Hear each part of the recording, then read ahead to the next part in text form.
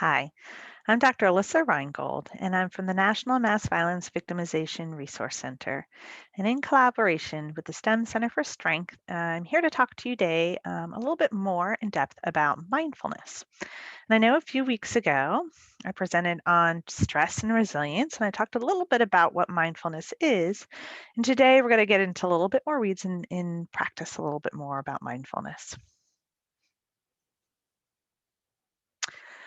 So, to kind of remind you, mindfulness is a practice. So it's not something that we sort of check off and achieve or a goal. It's just a way to better experience the world around you. It's a way to be better awake and present in your day to day moments. And it's kind of a practice that can help you when you're dealing with stress, anxiety, or just feeling overwhelmed with things going on around you, learning how to kind of lean in to be present so that those waves that may be really big might be able to quiet down some. Often we are living either the past, thinking about things that may have happened to us, or about conversations or experiences, or we're preparing for and thinking about worrying about the future. Now, a little bit of thinking about the past can be helpful to help us figure out how we move forward. And it's also helpful to be planful and think about the future. So I'm not saying those are bad things, but if we're in both of either one of those for too long or all the time, we are missing out on the here and now. And the here and now is really, really what's most important. Few of us ever kind of live here in the present. And mindfulness means paying attention in a particular way on purpose, without judgment. And I think I mentioned kind of last time I talked about mindfulness, as people, we are often very judgy.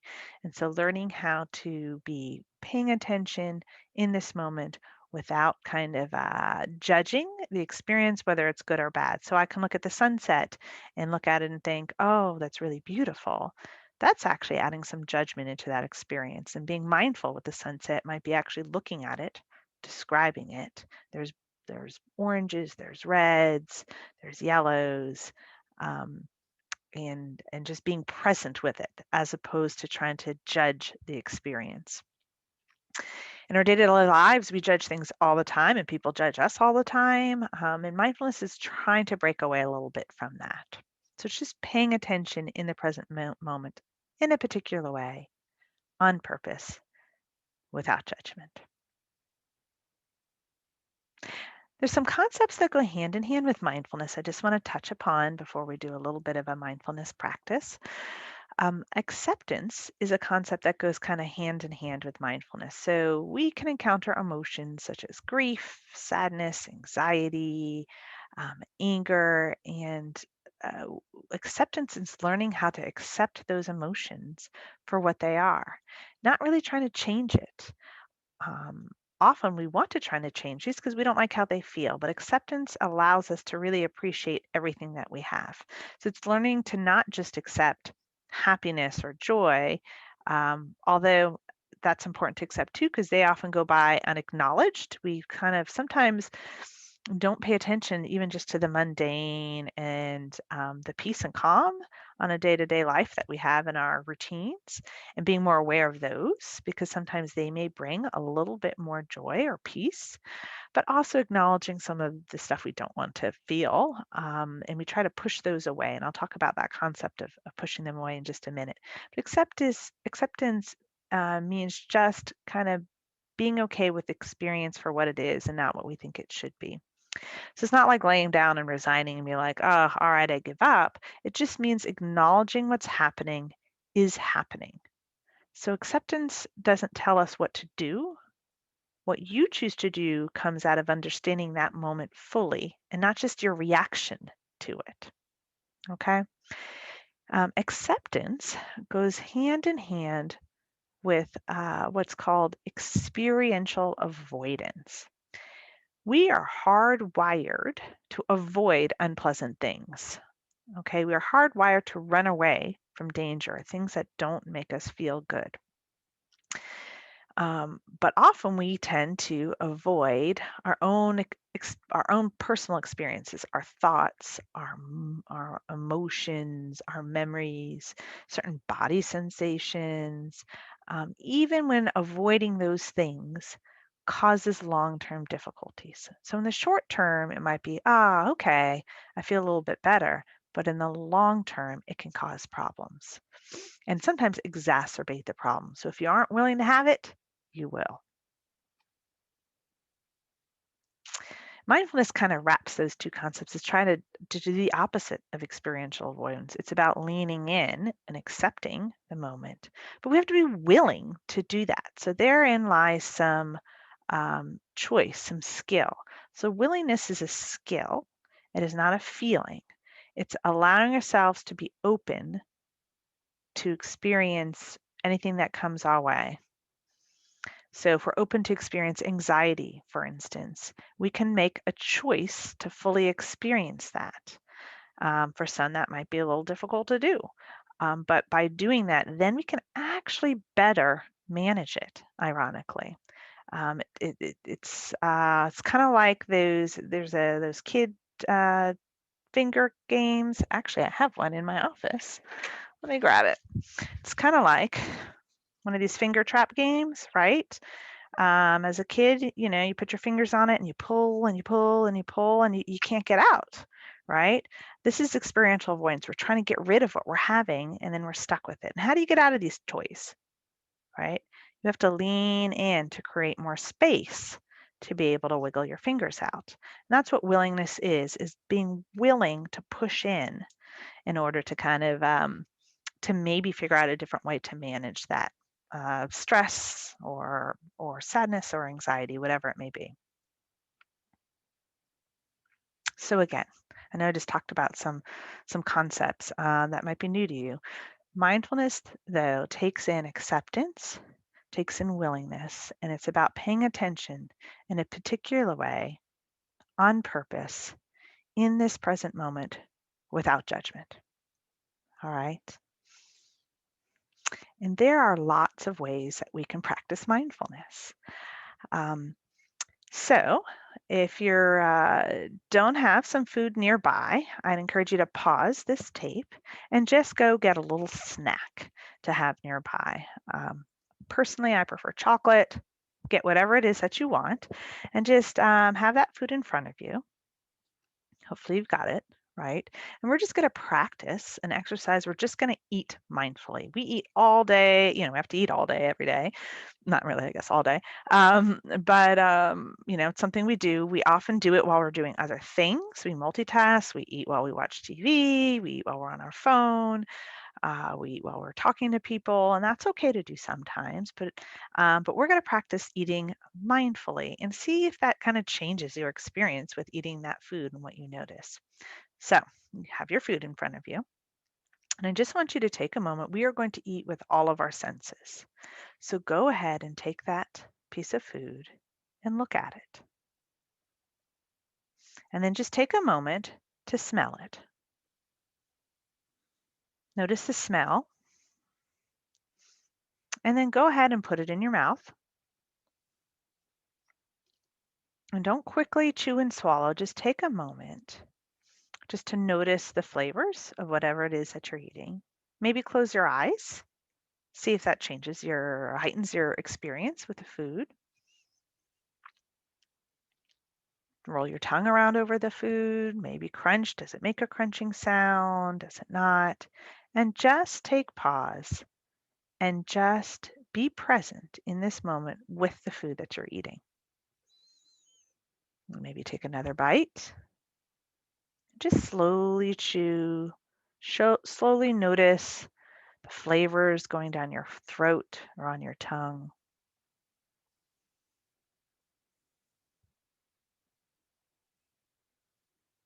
And just take a minute just eating mindfully.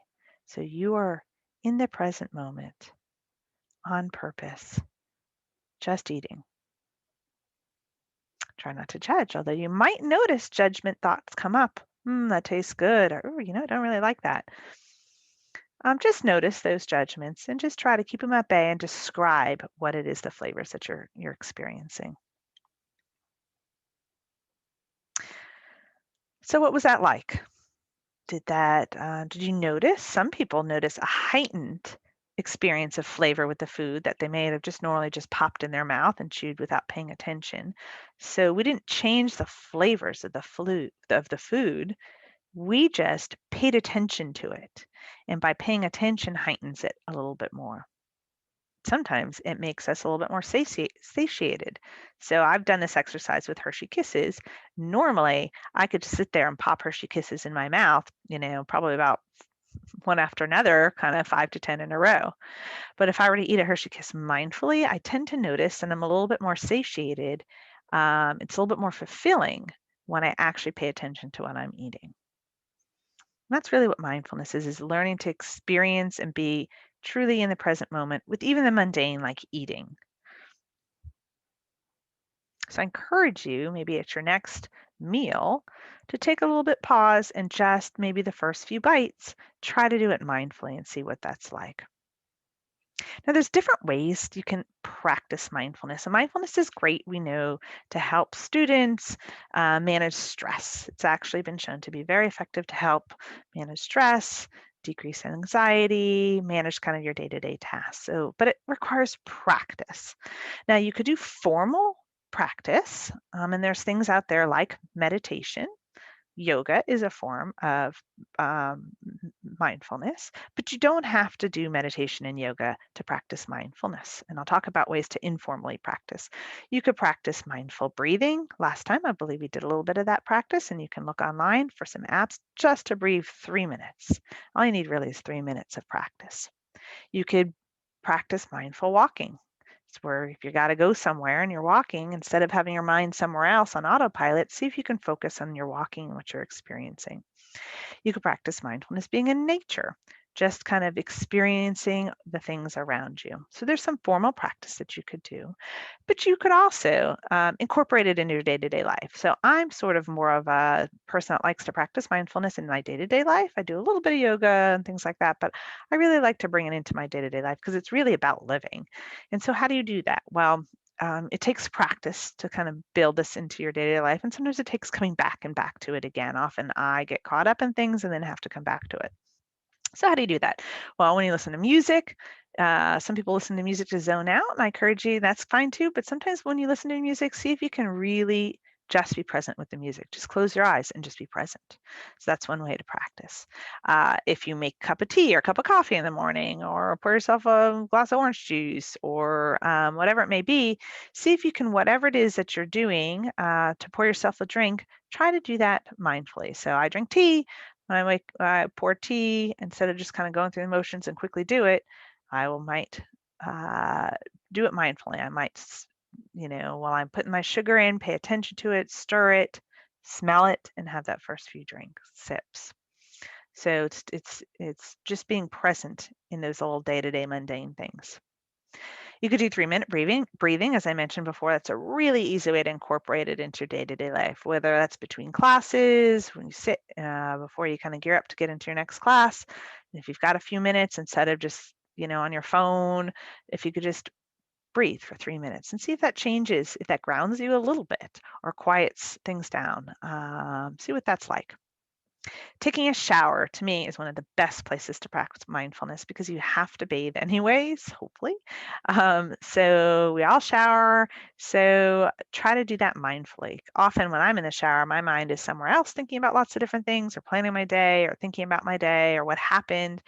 Um, but it's learning how to practice that skill of being present in that shower. And it might kind of, like I said, quiet the waters. So smell the shampoo, rub it in your hair, notice the water falling on your back, and just take pause and just be present in that shower with all your sensations. And notice if that kind of quiets things down for you a little bit. Sometimes it might be hard. Your brain might go different places, and that's okay. Let it go. And just gently return to that space in the shower. So you don't have to carve extra time out to practice. You can just pull it right into the things that you already do. Chores. Sometimes chores aren't that much fun, but try to do it mindfully and see maybe that changes your experience with folding the laundry or doing the dishes, or making a bed. We try to just rush right through it. But I encourage you next time to, like, if you're washing the dishes, really feel the sponge on your hand, water in your hands, maybe smell the soap, and just try to be present with what it is you're doing for just a few minutes and see if that changes it. Out walking. So we're walking to go different things, to your car, to in the car, to the house, wherever it is you may be going. And we're always, like I said, either talking or on our phone or doing something else. Just try to be present and grounded into the floor, into the space you're in, and just look up and notice for just a minute. So, again, you don't have to carve out extra time to do it. You can just pull it into your day to day life. Little pieces of the mundane that you do is where you can easily pull in some mindfulness. And that might actually settle some stress. And I mentioned last time there's some great apps out there, and I'm going to review those again. So, Calm is a good one. It's got some bedtime stories on it. My 13-year-old teen really likes Calm. I personally like Headspace. My 16-year-old likes Headspace as just a way to kind of practice. There's other ones, Stop and Breathe. There's, I think, 10%. Happiness is another one, or there's also some, doodling apps as well that are just nice sometimes just to kind of focus on. So that's all I have for you today. Just a little snips of a little bit of a mindfulness 101. And I'll be back in a few weeks or next week to talk a little bit more about more meditative mindful practice as well. Take care.